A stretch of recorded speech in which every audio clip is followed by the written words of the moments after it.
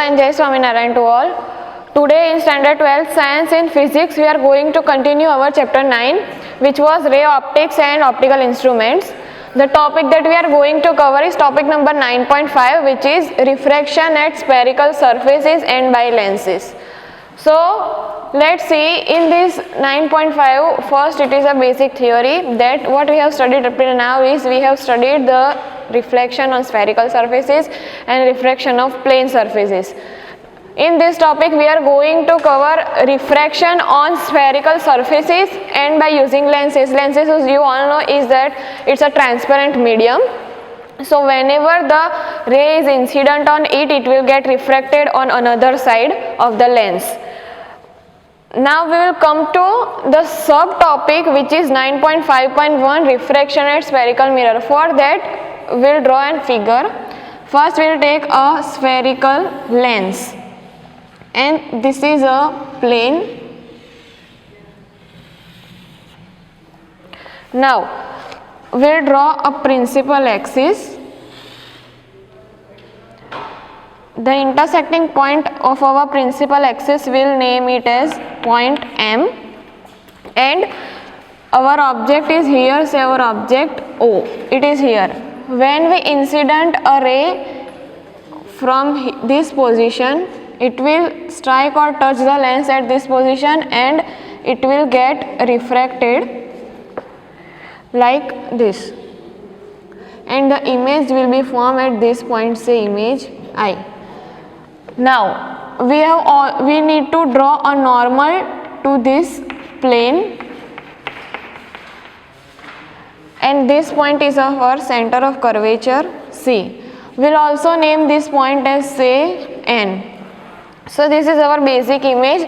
Now the angle that is formed between the normal and incident ray is our angle of incidence I,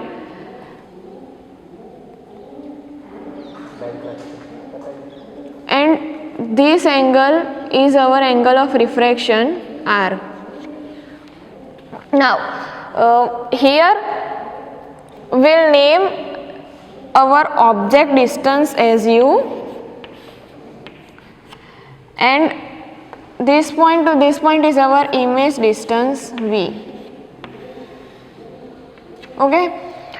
Now what we will do is, here we get three angles. First is this angle, another is this, and third one is this. So we will name this angle as tan angle. First is angle NOM.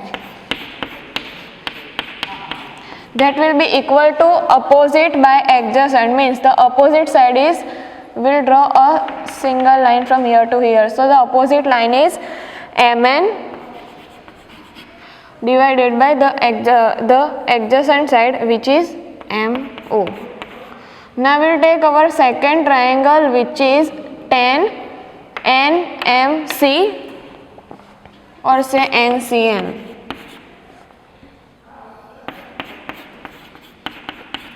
That will also be equal to opposite by adjacent, which is, opposite is our MN and adjacent is our MC. The third triangle is angle NM and I. And angle NIM. That is also equal to opposite by adjacent. Its opposite side will be again MN and adjacent side is MI. So these are the three triangles and their angle sides. Another thing to note is the air medium is our rarer medium N1 and our denser medium is N2, which is inside the lens. Now we have angle NOC. We have a third triangle NO and C, means the angle combining the angle NOM and combining angle NMC. So the NOC is our exterior angle I. I is equals to angle NOM plus angle NMC. NCM. Now when we combine these two angles, putting these values in this formula of I, will get I is equals to Mn divided by Om plus Mn divided by MC. So this is our incidence value of I. Similarly, this was the incident value of I. Now for incidence value of R, we have R is equals to angle NCM minus angle NIM. How it is, I will show you. Our refracted angle is NCI. When we will get NCI? When we minus this angle NMC from angle NIM. So we will get this much of portion. So the value of NCM minus NIM is our refracted value. So we will put the value of R is equals to Mn by MC minus Mn by Mi. So here we got our incidence value and our refracted value. So up to this, we'll name this equation as equation 1 and this as equation 2. Now we'll apply Snell's law on these particular equations. According to Snell's law, we have N1 sin I is equals to N2 sin R.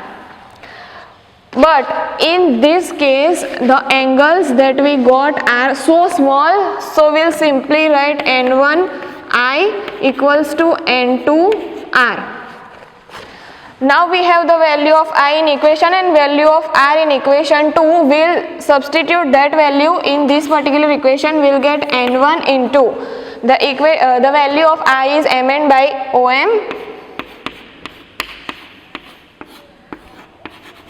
plus Mn by MC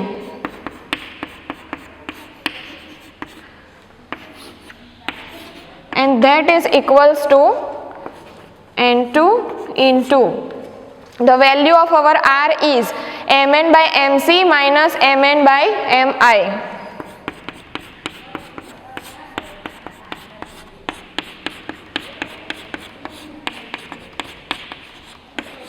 Here one thing to note is this Mn is on both the sides, so we'll cancel out this Mn and what we'll get is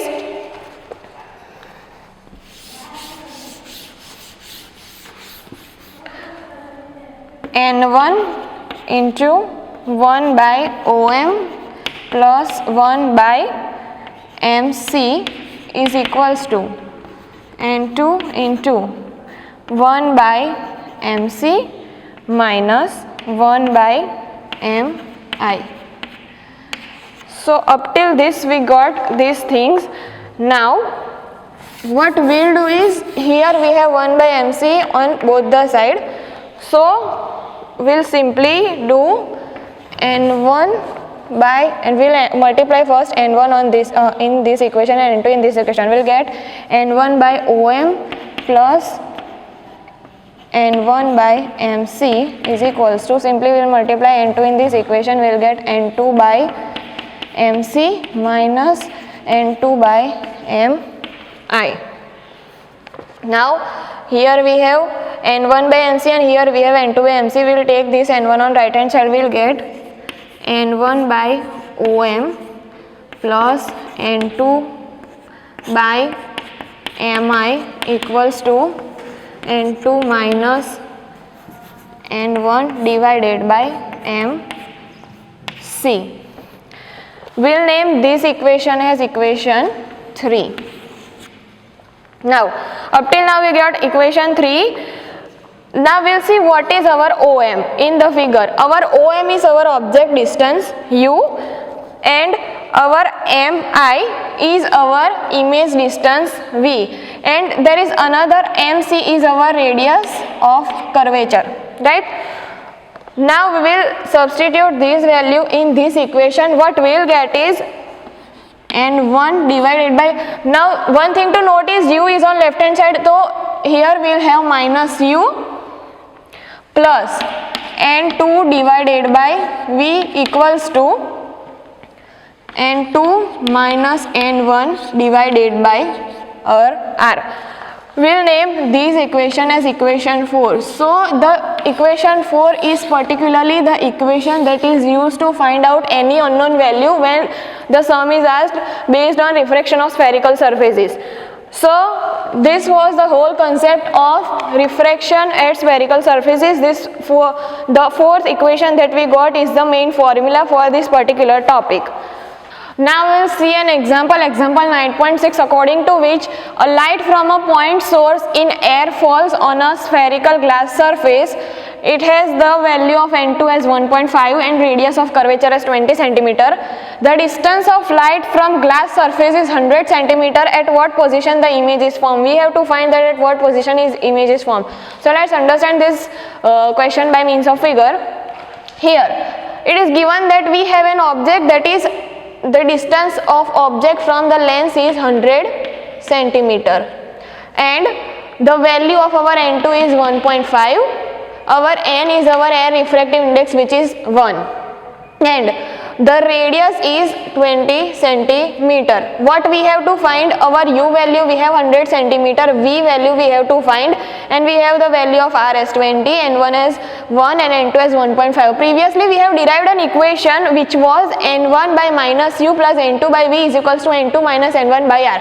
From this equation we can find the value of v. So first we will put these values in this equation. We have value of n1 as 1. So we will put 1 divided by minus u, which is 100, is minus 100, plus n2 is 1.5. 1.5 divided by, we have to find v, it is unknown. n2 minus n1 is 1.5 minus 1 divided by our radius is 20 centimeter, right? Now we'll equate this side, we'll get 1 by minus 100 plus 1.5 divided by v is equals to 1.5 minus 1 is 0.5. 0.5 divided by 20. Now in order to find value of v, we have to take this whole thing on right hand side and this 5 also on right hand side. So what we'll get is 1 divided by minus 100 plus, when we take 1.5 on right hand side, there will be only 1 remaining above v. So we'll have 1 by v is equals to 0.5 divided by 20 into 1.5. Now solving this equation more, we'll get the value of v as 0.65 t. Oh sorry, not 0.65, it will get 100 centimeter. So the image that is formed here will be from distance of 100 centimeter of our lens. So this is the value of image formation. It will be same as our object distance. Our object distance from the lens is 100 centimeter and also the image will be formed 100 centimeter away from the lens. So this was the simple solution of our example 9.6. The remaining topics will cover in next video. Thank you.